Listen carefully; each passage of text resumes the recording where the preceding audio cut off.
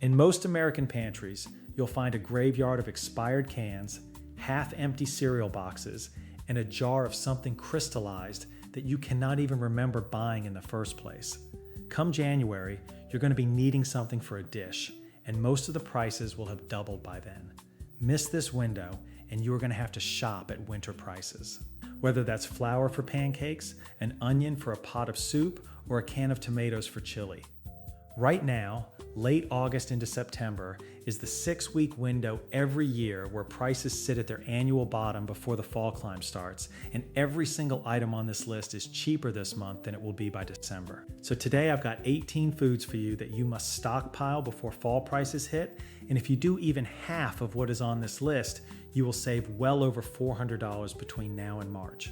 The first one we'll go through is one you must absolutely stock up on. Number 4 is one the baking aisle overcharges you for every November. And the last item on the list is a store clearance trick that only happens once a year in September. And if you miss it, you are stuck paying full retail until next fall. Number 18 is butter. Butter freezes perfectly, wrapper and all, and comes out months later exactly the way it went in. Most people either have no idea you can do this, or they suspect it and never actually get into the habit. Butter is one of those items that climbs going into the holidays when every kitchen in America starts baking at once. Right now, in August and September, you can find butter on sale for about $3 a pound if you watch the flyers. But by Thanksgiving week, that same pound is running $6 and change, and by mid-December, the dairy case is picked clean. If you buy 8 sticks now at the sale price and toss them straight in the freezer, you have already saved yourself $24 on a single grocery item, and you have your Thanksgiving baking supply locked in at August prices. Your grandmother knew this trick and did not think twice about it because she had a shelf in the deep freeze reserved for exactly this purpose. All you do is buy the sticks in the wrapper, drop them straight into the freezer, and pull them out about a week before you need them. And the next item is one where the price nearly doubles between now and January, which makes stocking up right now one of the smartest moves in the entire canned food aisle. Number 17 is canned tomatoes, meaning whole peeled, crushed, diced, and tomato sauce, and August through September is the peak season sale window on all of them. This is when the American tomato harvest hits its peak. Canneries are running full production, and stores are competing with home canners for shopping dollars, which drives the price to the floor. Right now, you can find name brand cans of whole peeled tomatoes on sale for about 79 cents each, and by January, that same can is running $1.79 as chili and soup and stew season peaks, and the sales dry up completely.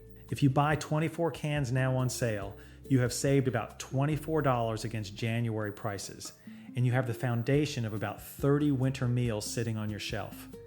Canned tomatoes keep for 18 months to 2 years in the pantry without any drop in quality, so there is no rush to use them. What you want to stock is a mix, meaning a case of whole peeled for sauces and long simmered dishes, a case of diced for chili and soups, and a couple of 6-packs of tomato paste for anywhere you need concentrated flavor. Winter cooking runs on tomatoes in America, and paying January prices for something you use in almost every cold weather meal is one of the biggest quiet drains on a grocery budget. And the next item is the pantry staple, where the bag on the shelf right now is fresher and cheaper than the same bag will be by spring because the new harvest just came in. Number 16 is dried beans, and the part almost nobody knows is that beans are a harvest crop, and the new crop hits American grocery shelves in September and October right after the fall harvest comes in. That means the bags of pinto, navy, black, kidney, and great northern beans on the shelf right now are the freshest they will be all year, and they are also priced at their annual low because the harvest supply is peaking. A 1-pound bag of dried pinto beans runs about $1.60 right now, and by spring that same bag is running $2.40. Buy 10 pounds of assorted beans now, and you have saved about $8 against spring prices, and you have the base for about 40 meals on your shelf. The freshness matters more than most people realize, because beans that have been sitting in a warehouse for a year take longer to cook and never really soften up the way new crop beans do. If you have ever cooked a pot of beans that stayed chalky, no matter how long you simmered them, that is why. A pound of dried beans makes about 6 cups cooked, which is roughly 3 cans worth for less than the price of 1 can, so the savings compound every single time you cook them. Store them in a jar with a tight lid and they keep for 2 to 3 years easy.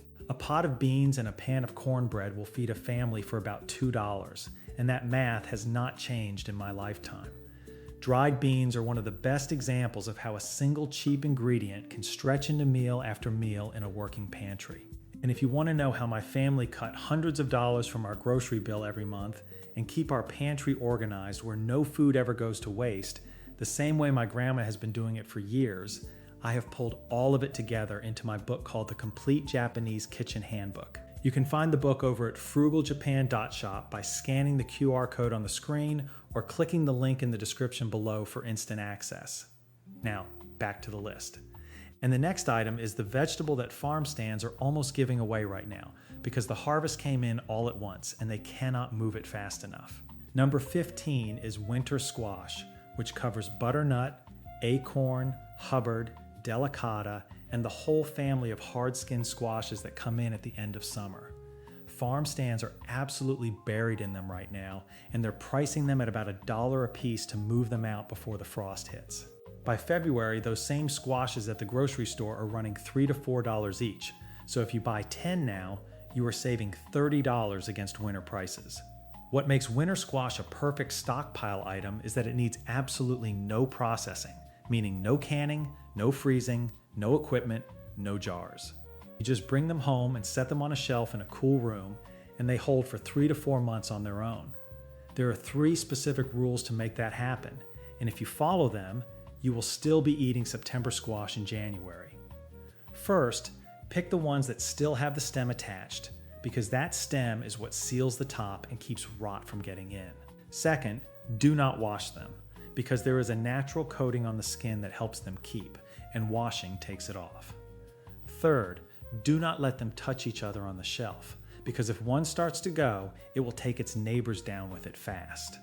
Line them up with a little space between and you have vegetable insurance for the whole winter for about $10. And the next item is the root vegetable, where the price triples between now and March, and nobody notices because nobody looks at their price in winter. Number 14 is sweet potatoes, and the swing on these is one of the sharpest in the whole grocery store. In October, when the southern harvest is coming in, sweet potatoes are running about 49 cents a pound at grocery stores across the country. By March, that same sweet potato is running $1.49 a pound, which is a straight tripling of the price for the same vegetable. If you buy 20 pounds now, you are paying about $10 for what will cost you $30 in March, and that is a savings of $20 on a vegetable your family probably already eats. Storage is simple and follows the same rules as regular potatoes, meaning cool, dark, dry, with air moving around them, and you can expect 2 to 3 months out of them without any trouble. The one warning that most people get wrong is that you never want to refrigerate sweet potatoes because cold turns the starch to sugar and ruins the texture, so they end up mushy and off-tasting after a week or 2. In sweet potato country, meaning across the South from Georgia through Louisiana, October is when everybody digs and everybody puts up, and 100 pounds cures on the porch and lasts a family through February. You do not need 100 pounds, but 20 pounds is nothing to store, and it will genuinely change what you are eating for lunch through the winter. And the next item is actually 2 items, because they are the 2 most important fall storage crops in the entire American pantry, and the price swing between the 50-pound sack now and the small bag in winter is the biggest markup in the produce section. Number 13 is potatoes and onions together in the big sacks, because they are the same play with the same math and the same one critical rule. Right now, farm stands and even regular grocery stores are selling 50-pound sacks of potatoes for about $12 and big bags of onions at similar per pound prices. All winter, buying those same potatoes 3 pounds at a time in the little plastic bag will run you about $50 for the equivalent 50 pounds. That is a savings of $38 on potatoes alone, and onions run about the same math. This is harvest glut, and it does not last past October in most parts of the country. Storage is straightforward but specific. You want cool, dark, dry, and some air movement. A basement corner works, an unheated closet works, The garage works if it does not freeze, and the refrigerator absolutely does not work for either one. The one rule that decides everything is that you never store potatoes and onions in the same spot. Onions give off a gas that makes potatoes sprout faster, so if you put them in the same bin, you are cutting your potato storage life in half without even knowing it. Opposite corners of the room is the fix, and if you do that, you will still be eating September potatoes in February. And the next item is the fall harvest vegetable that runs about a third of what it will cost you at the grocery store come March. Number 12 is cabbage, and cabbage is one of the great forgotten fall storage crops in America. In October, when the local harvest is peaking, a whole head of green cabbage is running about 79 cents at the grocery store, and by March, that same head is running $2.49. If you buy 10 heads now, you have a whole winter of cabbage for about $8 versus about $25 come March. Storage is easy, and whole heads keep 2 to 3 months in a cool spot when you wrap them loose in paper or a cotton cloth. The upgrade that makes cabbage really pay is that a $2 head plus about $1 of salt turns into a gallon of homemade sauerkraut that keeps 6 months in the refrigerator. That is the cheapest probiotic on earth, and it beats anything you can buy in the yogurt aisle by a mile.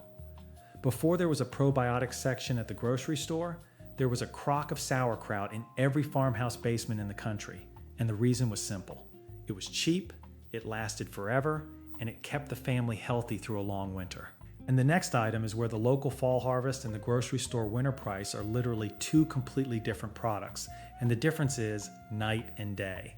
Number 11 is garlic, and specifically hardneck garlic in a braid from a farmer's market or a farm stand, because the garlic you buy at the grocery store in January is a completely different product.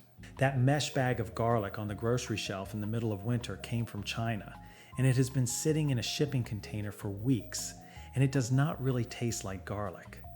Real hardneck garlic, the kind farmers braid and hang up in October, tastes like something you have never actually had unless you have grown it yourself or bought it from someone who did. A braid of 10 heads at the farmer's market runs about $8 right now, and a bulb of the Chinese garlic at the grocery store in February runs about $1.50 each. So your winter supply of grocery store garlic runs somewhere around $15 for the same quantity of a much worse product. Storage is nothing at all. You hang the braid in the kitchen, and it keeps for 3 to 6 months, and you snap off a head whenever you need one. You will know the difference in the first meal you cook with it, and after that first meal, it becomes very hard to go back to the mesh bag. And the next item is the fall root harvest, where the price per pound drops to almost nothing right now and climbs back up steadily through spring. Number 10 is carrots, and specifically the big storage bags from farm stands or the 25-pound sacks from wholesale clubs, because carrots are a fall harvest crop, and this is when they are cheapest all year. Right now, a 10-pound bag of carrots from a farm stand runs about $6, and by March, buying the same 10 pounds one bag at a time from the grocery store runs about $18. That is a savings of $12, and if you buy 25 pounds instead of 10, the savings climb well past 30. Storage is where carrots really pay off, because they hold for 4 to 6 months when you do it right. The old method that still works better than anything modern is to bury them in damp sand or damp sawdust in a cool basement or garage, and they will still be crisp in April. The easier modern method is to trim the green tops off, wash them, and store them in a plastic bag with a damp paper towel in the crisper drawer, where they keep for 2 to 3 months. Carrots go in every soup, every stew, every roast, every pot of beans, and every lunchbox. And having a real supply in the house for pennies per pound changes how you cook through the winter. And the next item is the shelf staple that literally doubles in price on the 2nd of January, the moment every American kitchen forgets that pumpkin exists. Number 9 is canned pumpkin, and the pricing story on canned pumpkin is one of the sneakiest doublings in the entire grocery store. Right now through November, canned pumpkin is running about $1.29 a can, because every store in America is competing hard on pumpkin bread and pumpkin pie season and running it in the weekly flyer. On or around the 2nd of January, that same can jumps to about $2.79, and it stays there until next October. Nobody notices, because nobody is buying pumpkin in January, but the moment you want to bake anything pumpkin flavored in spring or summer, that is what you are paying. If you buy 12 cans of canned pumpkin now at the fall sale price, you have saved about $18 against next year's off-season prices, and you have pumpkin bread on demand through the following summer. Canned pumpkin keeps for 2 years unopened, so there is no rush to use it, and it works for pancakes, muffins, soup, and even mixed into oatmeal for breakfast. Your grandmother roasted the pumpkin herself and froze the puree in 1-cup jars, which is essentially what a can of Libby's actually is anyway. So buying it canned at the fall price is just paying somebody else a very small amount of money to do the roasting for you. And the same store, the same aisle, is doing the exact same double pricing game with the item right next to it. Number 8 is cane sugar in the big 25-pound bag. And this is one of the sneakiest markups in the whole grocery store because most people never think about the price of sugar. Right now, in September, a 25-pound bag of plain white cane sugar is running about $15 at most grocery stores. By the middle of December, that same bag is running $24 because every kitchen in America is baking cookies, pies, and holiday breads at the same time. That is a savings of $9 on a single bag that will last most families a full year. Sugar has an indefinite shelf life when you store it in a sealed container away from moisture, and it never really goes bad. You use it for baking, for canning, for jam, for coffee, for tea, and for homemade tonics, and one big bag covers all of that easily. The store knows exactly when Christmas baking season starts, and they price the sugar accordingly. So beating them means buying now and skipping the whole December pricing game. And the same aisle is doing the same thing with the item sitting right next to the sugar.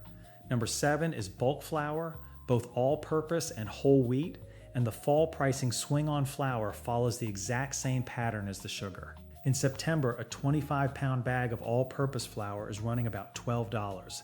And by late November, that same bag is running $18 as the holiday baking rush hits. Buy 2 now, and you have saved $12 against November prices, and you have flour for baking, biscuits, and pancakes through spring. The storage rule that most people get wrong is that all-purpose flour is fine in a sealed food-grade bucket at room temperature for a full year, but whole wheat flour has to go in the freezer, because the germ oils in whole wheat go rancid within a few months at room temperature.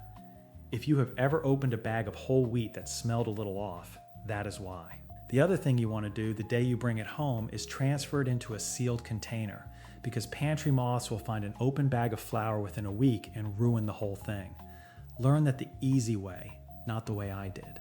All right, we are at the halfway mark, and I want to stop for a second, because if you have been keeping a running total, you are already sitting at over $200 in savings from the first 11 items alone.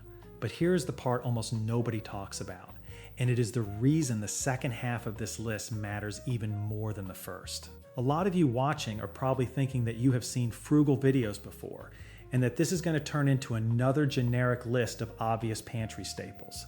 Stay with me. The second half is where this list stops being about produce and starts being about something else entirely. The whole point of this exercise is not survival food, and it is not hoarding, and it is not prepping. It is one simple observation, which is that the store has a calendar, and that calendar is designed to charge you the most exactly when you need things the most. Every single item on this list is a purchase you get to make on your own calendar instead of theirs, and there is a name for what we are doing. Farmers used to call it putting up, and the number one item on this list is not even a food. It is the clearance trick that unlocks the whole system for pennies on the dollar.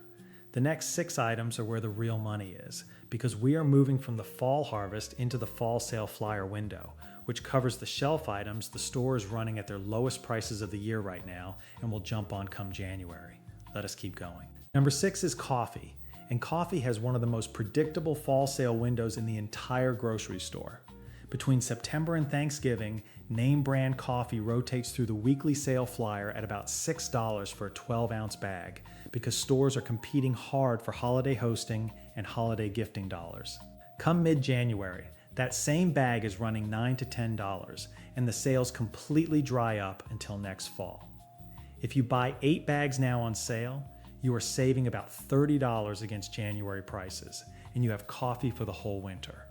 Storage on coffee is the piece most people get wrong, because coffee genuinely does go stale on the shelf. The fix is that whole bean coffee stored in the freezer in the original sealed bag keeps for a full year without any loss of flavor, and ground coffee keeps for about 6 months the same way. You pull a bag out of the freezer a day before you need it, and it thaws to room temperature by morning. Whole bean lasts longer than ground because the oils are protected inside the bean, so if you have a grinder at home, that is the way to go. Coffee is one of those grocery items that always feels expensive in January, and the reason is that it always is. And the next item is the fall harvest crop, where the price gap between buying now and buying at Christmas is the biggest single per pound difference on this entire list. Number 5 is pecans in the shell, and if you have never bought pecans from a southern farmer in October, you have no idea how much the grocery store has been overcharging you for a shelled bag. Right now at farmers markets across pecan country, meaning Georgia, Texas, Louisiana, and Alabama, you can buy pecans in the shell for about $3 a pound direct from the grower. Those same pecans, shelled and packaged in a plastic bag at the grocery store in December, run about $12 a pound. If you buy 10 pounds in the shell now, you have paid $30 for what would cost you $120 shelled at Christmas, and that is a savings of $90 for the price of an hour of shelling. The trade-off is real, because cracking 10 pounds of pecans takes about 20 minutes on a Sunday afternoon with a nutcracker and a bowl in front of the television, but that is essentially paying yourself $9 a pound for your time, which is a rate most of us would take in a heartbeat. Storage is easy, because pecans in the shell keep for a full year at room temperature in a sealed bag or bucket, and shelled pecans go into the freezer where they hold for a year or more. In pecan country, October is when the trees drop and everybody gathers, and a 5-gallon bucket costs almost nothing at the source and comes with a good story. And the next item is the one I teased at the beginning, which is the aisle that steals from every American holiday baker every single November. Number 4 is baking spices, and this is the one where the price differences are almost unbelievable when you actually look at them. Come November, you will find yourself standing in the baking aisle holding a little glass jar of ground cinnamon, and that little jar will cost you $6 for about 2 ounces. That is one of the biggest markups in the entire grocery store, and what you are paying for is the jar and the brand name, not the cinnamon inside. Walk to the bulk bin section of the same store, or go to a discount grocery, or go to a food co-op with an actual bulk aisle, and the same cinnamon runs about 75 cents an ounce. Your whole winter supply of cinnamon, nutmeg, cloves, ginger, and allspice from the bulk bin runs about $8, versus about $50 if you buy the little jars. And that is a savings of $42 on a shopping trip that takes 10 minutes.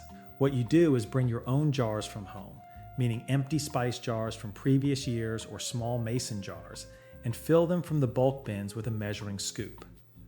One honest caution is that ground spices do not spoil, but they do fade over time, so that jar of nutmeg from 3 Christmases ago is not dangerous. It is just not doing very much anymore. Buy fresh, buy cheap, buy now, and use it this year. And the next item is the shelf staple that the sale flyer rotates through heavily right now and disappears from the flyer completely after New Year's. Number 3 is peanut butter, and if you pay any attention at all to the weekly sale flyers between September and November, you will see peanut butter appearing over and over again at prices you will not see the rest of the year. Right now, a name brand jar of peanut butter on sale is running about $2.49, and by mid-January, that same jar is running $4.99. If you buy 8 jars now on sale, you have saved $20 against the January price, and you have peanut butter for lunches, cookies, sauces, and snacks for the next several months. The reason peanut butter is a fall sale item is that it is a Thanksgiving and Christmas baking staple, so stores compete hard on the price to get you in the door, and after New Year's, the deals disappear because the baking rush is over. Storage is nothing at all, because a sealed jar of peanut butter keeps for a full 2 years without any drop in quality. Every farmhouse pantry in the country used to have at least 2 jars of peanut butter on the shelf, because it was cheap protein when the meat ran tight, and it still is. And the next item is the breakfast meat that climbs $3 a pound between right now and Christmas, and the sales dry up completely once December hits. Number 2 is bacon, and the fall sales window on bacon is one of the best kept secrets in the American grocery calendar. Between September and Thanksgiving, Bacon rotates through the sale flyer at about $3.99 a pound, sometimes lower. Come December, when the store shifts its meat pricing toward Christmas hams and roasts, bacon regular prices climb to about $6.99 a pound, and the sales dry up until February. If you buy 6 pounds of bacon on sale now and freeze it in the original packaging, you have saved $18 against December prices, and you have bacon for breakfast, for green beans, for a pot of beans, and for a bacon and tomato sandwich on the coldest Saturday of the year. Storage is simple because bacon freezes for a full 6 months in the original wrap without any drop in quality, and you can pull out a pound at a time as you need it. Some things on this list are about pure math, and some things are about knowing that you have real bacon in the freezer when the snow is coming down, and that second thing matters more than people admit. And the next item is the pantry staple, where the harvest is happening this very month, and it will never be cheaper than it is right now. The one right before number 1 is local honey, and the honey harvest is happening across the country right now, which means beekeepers and farm stands have more honey on hand this month than any other time of the year. If you buy the quart or the half-gallon size directly from a beekeeper at a farmer's market right now, you are looking at about $18 a quart. Buy that same quantity of grocery store honey in those little plastic bears in February, and you are looking at about $32 for the equivalent volume, and you are getting a completely different and much lower quality product. Real honey does not spoil, and I mean that literally, because archaeologists have opened jars of honey from Egyptian tombs that were 3,000 years old and found the honey still perfectly edible. It will crystallize on you, and when it does, that is not spoilage. That is honey doing what honey does. You set the jar in a bowl of warm water, and within about 20 minutes, it comes right back to liquid. What you do with it is everything, because honey is a sweetener for coffee and tea, a base for a sore throat remedy in the middle of winter, an ingredient for baking, a topping for biscuits, and a gift jar for the neighbors at Christmas. Buy the big jar from someone local while the harvest is on, and it will still be perfect 5 years from now, though at my house it never actually makes it 5 months. And now we come to number 1, which is not a food at all. It is the clearance trick I told you about at the beginning, the one with an actual date attached to it, and if you miss the date, you miss the deal until next year. Number 1 is the September canning supply clearance, and the way it works is simple. Stores stock canning supplies, meaning jars, lids, rings, and pectin, for the summer canning season that runs from June through August. Somewhere around and just after Labor Day, the store managers decide that canning season is over, and they need that shelf space for Halloween candy. So the whole canning section goes on clearance, and half off is common. I have personally bought cases of brand new ball jars for less than what the lids alone cost at full price 2 weeks earlier. A case of 12-quart jars that runs $16 at full price hits the clearance rack at about $8. And if you buy 4 cases, you have saved $32 on a purchase that will last you the rest of your life, because jars, rings, and lids never actually expire. The joke, and this is the part that matters, is that canning season is not over in September, not even close. September and October are the biggest canning months of the year for applesauce, apple butter, tomatoes, pears, and pickles. The store's calendar and the actual harvest calendar do not match up at all, and that gap right there is where you save. Even if you never can a single thing in your life, those jars are the best dry goods storage that money can buy, and at clearance prices they are cheaper than plastic containers. Put your beans in them, put your rice in them, put your spices in them, and they last twice as long as they would in the bag they came in. If you did every single thing on this list between now and the end of October, you would spend maybe $200 this month and save over $400 between now and March. And that is real money for what amounts to one good Saturday of shopping. The best way to start is small, because trying to buy everything in one trip is the fastest way to give up by Friday. This week, walk into the clearance aisle of whatever store you are already in and grab a case of canning jars, and then buy 8 sticks of butter on sale and put them straight in the freezer. That is the start of a working pantry, and once you do it once, the rest falls into place naturally. Before you go, I have got to ask you this, because every state is different. What is the one thing you stock up on every single fall? I genuinely want to know what it was, because honestly, half of my best ideas end up coming straight from you guys down in the comments. Next time around, I'm going to show you exactly how I turned 20 pounds of fall potatoes into a full month of meals with almost no effort at all, and it is the one trick that made me stop buying frozen sides at the grocery store completely.